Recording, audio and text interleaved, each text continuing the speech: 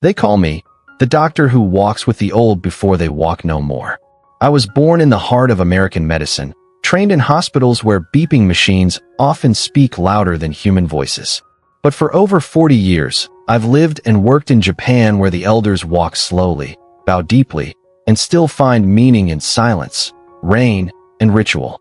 In these quiet villages, I've cared for men and women who lived past 90, even 100, not because they were lucky or because they avoided disease altogether, but because their bodies spoke a language they knew how to listen to. And the truth is this: if you're over 70, your body is already telling you how long it plans to live. You just have to know which signs to watch for. Today, I want to share with you 8 specific, scientifically proven signs that can help predict your lifespan after 70. These are not guesses or folklore. They are backed by data, observed in real-life centenarians, and rooted in both East and West. And if you recognize these signs in yourself, or better yet, cultivate them, you might just be walking toward a longer, fuller life than you thought possible. Let me begin with the story of a man named Noboru, the man who had nothing but time. Noboru lived in a small town north of Kyoto. He was 84 when I met him. No children, no wife, no major possessions. But he had something I rarely saw in men his age: clarity in his eyes, strength in his stride, and laughter that came from the belly, not the mouth. He had outlived all his siblings, many of his friends, and 2 generations of students. He had been a teacher for most of his life. And when I asked him what kept him going, he said, "I listen to what my body whispers before it needs to shout." At the time, I didn't realize how powerful that sentence was. But now, after seeing hundreds of patients over the age of 70, I know he was right. These 8 signs are the whispers you should never ignore. 1. Grip strength, the hand that holds life. A simple handshake can tell you more than a lab test. Studies have shown that grip strength is a strong predictor of overall longevity. The weaker your grip, the higher your risk of death from all causes, including heart disease, stroke, and even cancer. In fact, a 2015 study published in The Lancet followed over 140,000 people and found that for every 5 kilograms decrease in grip strength, the risk of death increased by 16%. Noboru could still open jars, carry groceries, and chop wood. His hands were sinewy, not soft. Not from exercise, but from daily living. Tip: practice squeezing a rubber ball daily. Use your hands more. Fold clothes, carry your bag, pull weeds. Life is in the hands. 2. Walking speed, the pace of survival. How fast you walk after 70 is not just about mobility, it's about mortality. A study in JAMA found that seniors who walked faster than 1 meter per second had significantly longer life expectancy than slower walkers. Why? Because walking requires coordination between the brain, heart, lungs, muscles, and nerves. A slow gait is often a sign that one or more of those systems are declining. Noboru didn't run, but he never dragged his feet.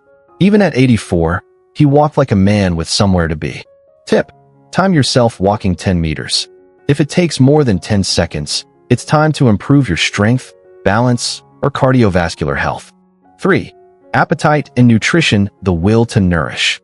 The Japanese saying goes, "You don't die from sickness. You die when you stop eating." Loss of appetite in the elderly is a red flag. It can indicate inflammation, depression, liver dysfunction, or the onset of major disease.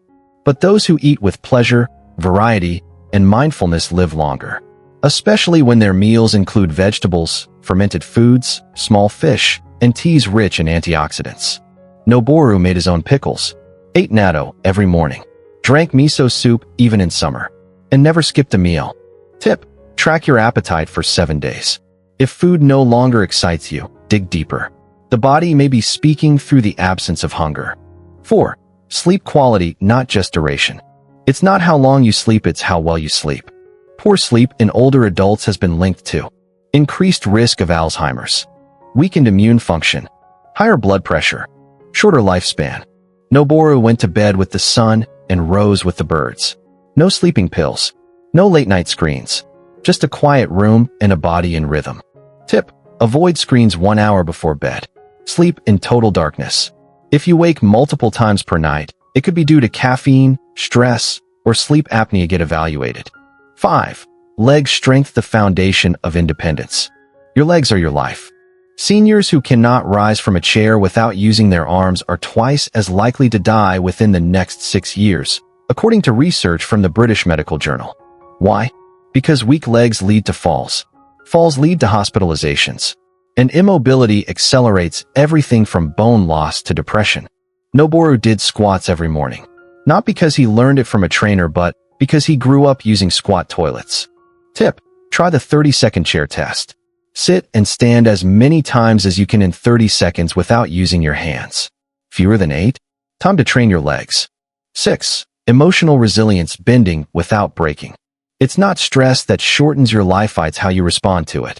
Elders who show emotional flexibility, the ability to adapt, forgive, let go, and move forward, have lower rates of inflammation, better heart health, and significantly longer life expectancy. Noboru had buried a son, lost a friend to suicide. Yet he remained soft-hearted, not bitter. Pain visits, he told me once, but I don't let it live here. Tip: practice deep breathing. Keep a gratitude journal. Don't suppress your pain, process it, then release it. 7. Purpose: a reason to rise. The Japanese word ikigai means reason for being.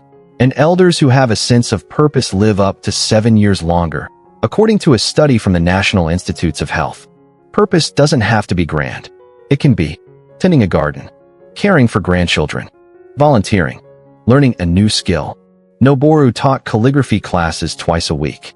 He said, "I don't want to be remembered. I just want to be useful."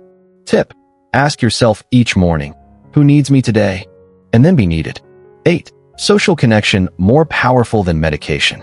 Loneliness is more dangerous than smoking 15 cigarettes a day. A Harvard study spanning 75 years found that good relationships are the most consistent predictor of a happy, healthy life. Noboru lived alone, but he was never lonely. He visited neighbors, walked to the market, sat under a plum tree to chat with passing students. He didn't chase youth. He connected with life. Tip: talk to someone daily, face to face if possible. Reconnect with someone you miss. Join a group, even if it's just once a week. Scientific summary: the 8 signs of longevity. Here's a recap of what science has proven. Grip strength reflects full body vitality. Walking speed predicts mortality better than blood pressure. Healthy appetite indicates metabolic and emotional balance. Quality sleep crucial for brain and immune function. Leg power determines independence and fall risk. Emotional resilience lowers inflammation, improves heart health. Purpose in life extends lifespan through hormonal and mental pathways. Social connection boosts immunity, reduces disease risk. Each of these is not just a measurement. It's a mirror, a reflection of how you've lived and how long your body plans to keep living. Final words from Dr. Raymond Kondo. Noboru passed at the age of 97. Not in a hospital, not in pain, but seated in his garden, trimming bonsai, with a faint smile and a half-written haiku beside him. He didn't chase life. He aligned with it. And these 8 signs, they're not tests to pass. They're practices to live. If you're over 70, it's not too late. Your body is still speaking. Your spirit is still listening. And your years ahead are still yours to shape. If this story stirred something in you, please like this video, comment below with the sign you recognize or need to work on, and subscribe for more heart-centered, science-grounded insights from a doctor who still believes the quietest signals are the most important ones.